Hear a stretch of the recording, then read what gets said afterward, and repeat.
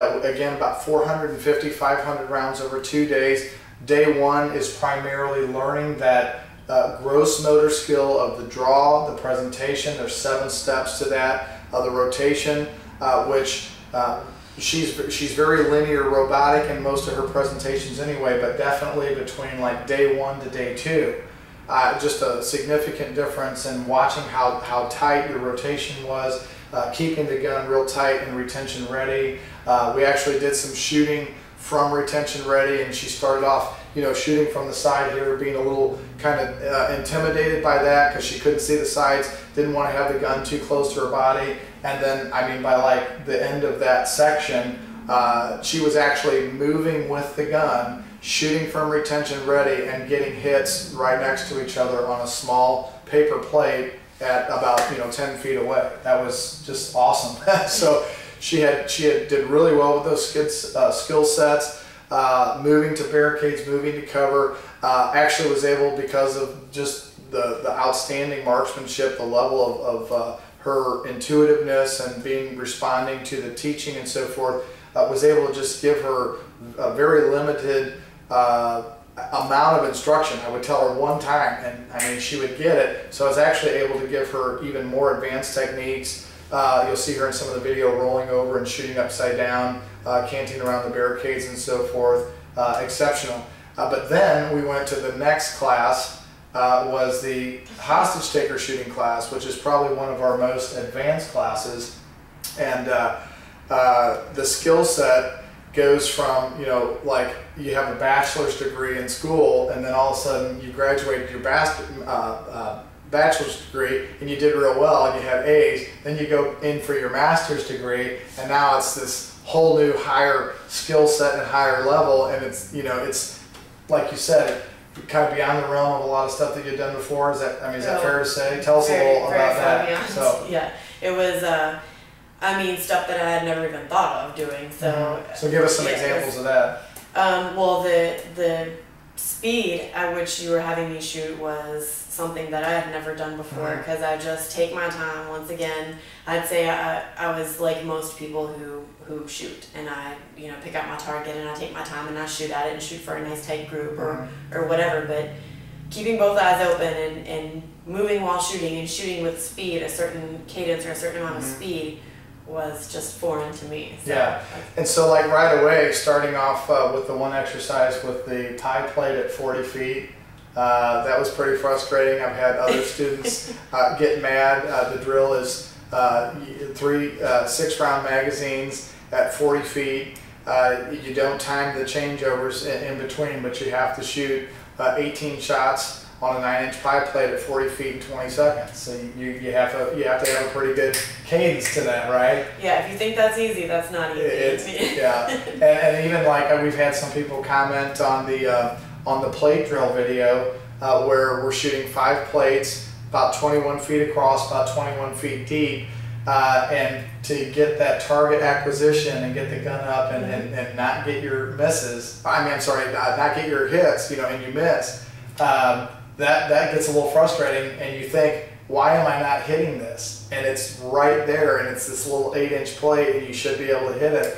But when you have to bring the gun into your sight line quickly, and the pressure's on, or the shot timer's on, you know, or the stopwatch is on, it makes it really more difficult. It does. It definitely added some pressure, and it was challenging for sure. Very challenging. So going back to just PPOTH, personal protection outside the home, for a second, I know on the first day we had some pretty exciting things that we did on the first day with some gun and knife takeaway skill sets. Tell us about that. She beat me up pretty good, like really hurt my elbow and threw me down in the dirt a couple times.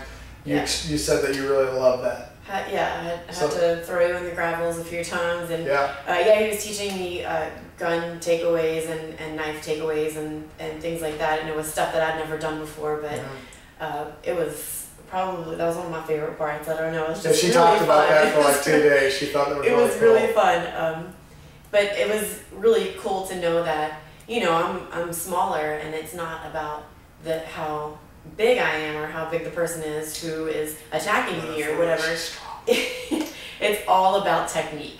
And so as long as I learned the proper true. technique and I used those the right way, and Yeah. it's leverage, and it was a lot of fun. Yeah, so with the bodyguarding training that we do, we have depending on class size, we have a bodyguarding style shooting course, which is 4 to 5 days, and we generally do about 6 to 10 people in that class. So you're going to shoot about 1,200 to 1,500 rounds, and then it's a very aggressive class, very aggressive in the shooting nature. A lot of pushing and pulling. Actually, while you're shooting at steel targets, you're being pushed and pulled, having to cover and protect people, jump in front of people while they're trying to pull away from you. And then there's even more of the gun and knife takeaway type of stuff. And don't let Janna fool you, okay? She's petite and everything, but she's extremely strong.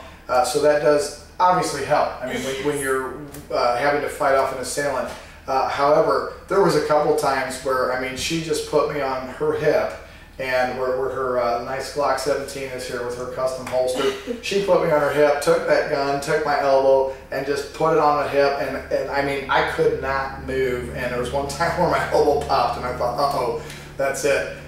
So that's the kind of training that we do offer here as well, and I think for women that maybe not necessarily feel comfortable carrying a lethal weapon, that options, non-lethal options like a taser that actually shoots the barbs, or some target focused training. How would you recommend that for somebody that didn't want to come and take firearms training? I'd say whatever it is that you decide you want to use as your means of self-defense, whether it be your fists all the way up to a firearm, as a female, you don't just need to have those things, you need to know how to use those things. So even if you just want to use yourself as your means of self-defense, if you want to become, I mean, if he comes and attacks me and I want to be able to get away or make an escape, or put him down at least long enough to get away, I need to be able to know how to use that to my advantage. So using what I have in my arms and my legs, or if you're going to use a taser, if you're going to use a pepper spray, or whatever it is, you need to know how to use it and feel competent in that, because if the time does come, it's going to be so fast and it's going to happen so quickly, and you just want to be as prepared as you can to give yourself every advantage. So buying a taser and not reading the directions, you didn't even put the cartridge in the end and stick it in your purse. Yeah. Give you that false sense of security. And just I learned so much more than just about guns and shooting in this class. It changed my mindset. It helped me to think of different scenarios, and it helped me it was definitely food for thought too. So it's a lot to think about, and I feel like I gained so much knowledge. Excellent. That's awesome. So on the second day of personal protection outside the home, we actually then start moving to barricades, drawing from concealment, engaging multiple targets at different distances, and then we do some actual transferring of the gun from the strong hand to the weak hand. Tell us about that. She really liked that and actually did pretty well with that. That was really cool because, I've shot left-handed maybe once or twice, but I was like, well, I don't like that, I'm not left-handed, but I really do want to know how to be able to do that in case, I am in a situation where I need to defend myself and my right arm is somehow incapacitated, so it was really great to be able to train, and once again, that wasn't something that I thought of, and it was brought to my attention, and then I was trained with it, and so now I feel, like this isn't just useless to me anymore. I can actually use my left hand. Absolutely. So it was really cool to get that experience, and I actually shot a lot better with my left hand than I thought I would. She did really well, and also learning to camp to the left side. When you're coming, if you're right-handed, your left side is your weak side. So if you're coming to the weak side and you're right-handed and the gun is in your right side, you naturally have to expose. There's a technique that we use, it's called slicing the pie, and you take a little step forward and then you slice over with the rear leg, you take a little step forward, you slice over, and suddenly the target will just appear around the corner of the barricade or of the cover that you're using, and you will see, if you turn then at that point where you just see the edge of the assailant or potential assailant, and you turn and cant your body out and keep good sight alignment with the gun, you will suddenly see all of the target, but you're pretty much hidden behind the actual cover. Well, when you go to the left side and you're using your strong hand, you naturally expose a little bit more, and you really got to be careful to keep your hips, to keep your elbows and everything tucked in, and it can be a little awkward.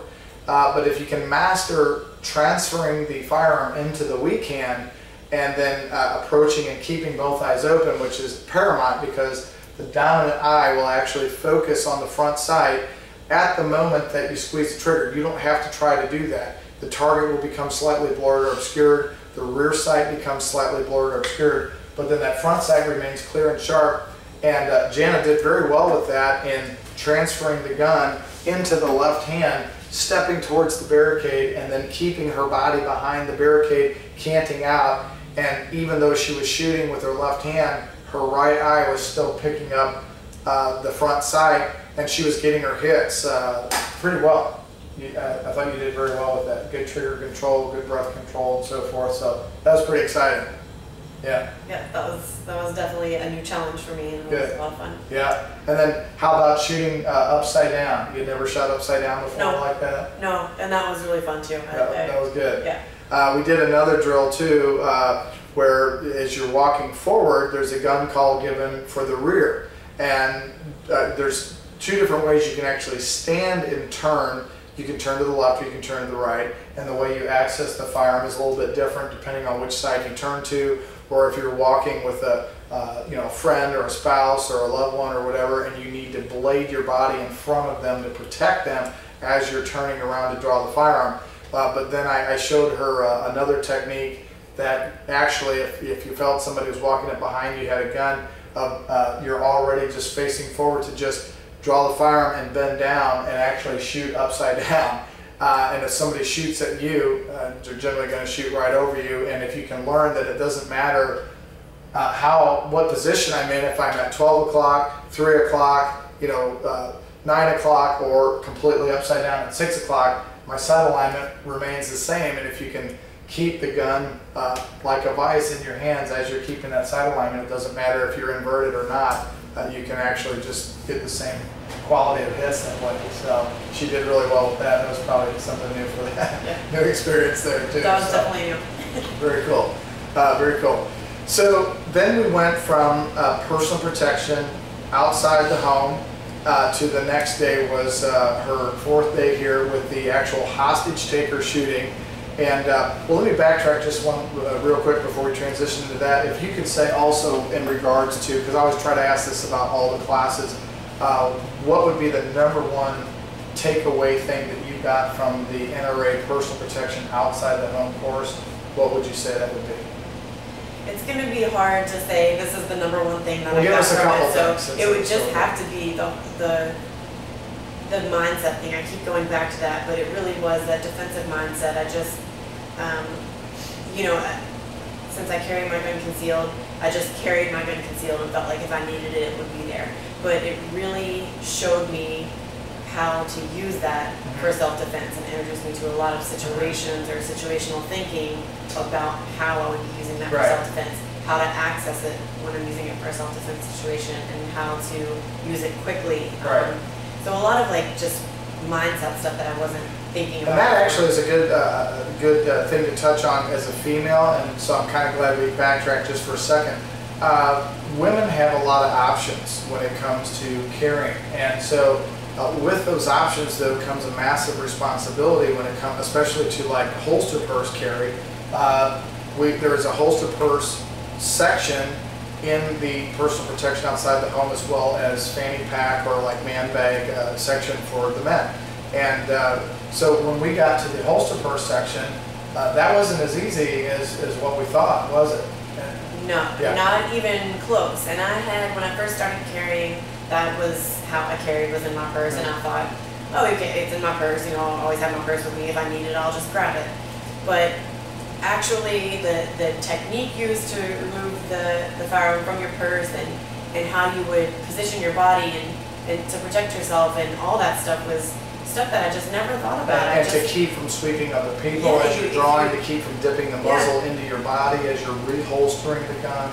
It's a very technical exercise. It is. To do it safely and to do it and to give you the best opportunity to defend yourself. Because of course you can just whip your gun out of your purse and be waving it everywhere, but to do it the proper way and best way. To be linear with the presentation, to be pulling the purse away so that when the purse comes away from your, in front of your body, that the gun is really tight in line with the assailant that's in front of you. And that takes quite a bit of practice. It does. In very simple terms, it just, I never thought of that. So it teaches you how to do that without posing a danger to other people. Because, I mean, in a self-defense situation, a lot of things I think happen in your mind. And so it teaches you how to be methodical about it and the proper way to do it, so that if that time does come, you're not posing a danger to the people around you, which is a very real possibility when you're carrying a gun. And that's where the gross motor skill thing comes in, where through redundancy, through repetition, over and over and over, practicing those techniques,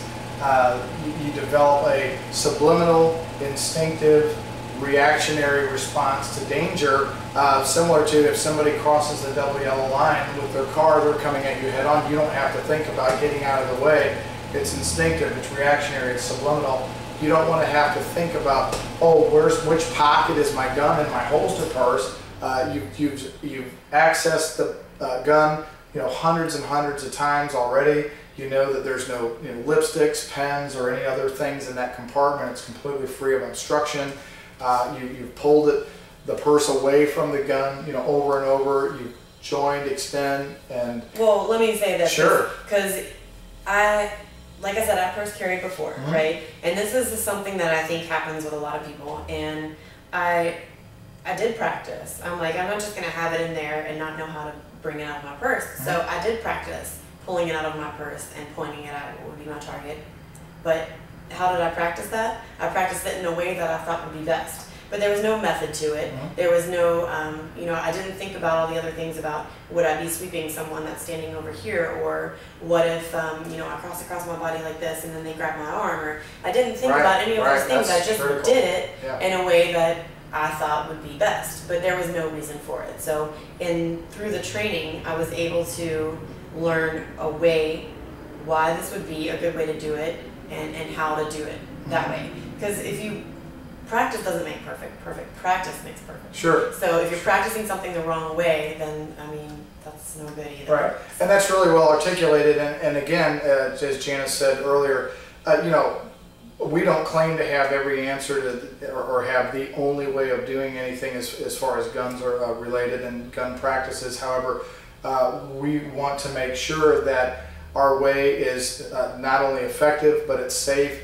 And we hope, as we're training people, that we're training them in the most proficient tactics as we can. But yet, I know I need training. I need to continue to train. There's people that know more than I do as an instructor, and I never want to get to the place where I feel like I've arrived. I think that's a dangerous place. So anytime that you can glean a good skill, something that's safe and very effective and proficient, that helps you to get faster and more accurate, that is going to help you to be a better defensive handgunner.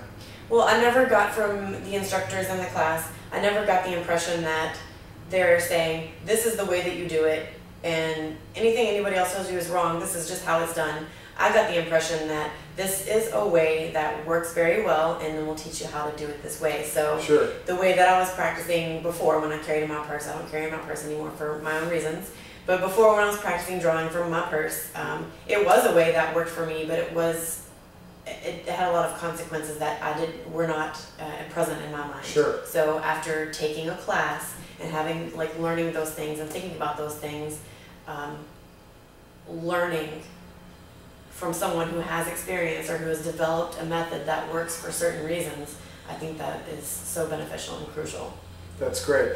Yeah, and one also just final statement or thought about holster purse carry in particular is you have to treat the purse as it's a holster. It's not just no longer an accessory. You go out to eat, you can't lay it over the back of the chair, to go use the restroom, or if you're shopping and you're looking at things, you can't just set it over here while you're oh wow, this looks nice, so you have to really keep it on your person and remember, I can't just set my bag down. That's my gun, not just my purse. So yeah. And not to shamelessly promote myself here, but I've done a lot of videos on and I'm putting out more frequently about concealed carry for women, and you know, clothing that works for that, or Right. carry options and stuff that work for that. So you know, I've really been just kind of submerged in the whole thing, and figuring out what works for myself as a female. And so I hope some of that stuff can help Sure. other women who are looking to carry. So if you guys,